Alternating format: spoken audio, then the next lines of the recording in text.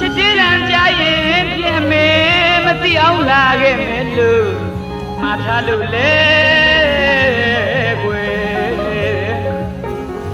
မရတမ်းကြီးလူရှိတိတ်ချိန်မို့အော်ချစ်တန်စီဘူဝေစိတ်တွေနဲ့မောင်လေးလာခဲ့ရတယ်မခင်မောဟမချဲပါနဲ့ရင်ကုန်နာနဲ့တပည့်ရိတ်ဝဲနှဆောင်မြိုင်အိမ်ကြီးရှင်ချစ်ရဲ့ချင်းချတာမိနေလားကွယ်အိမ်ကြီးရှင်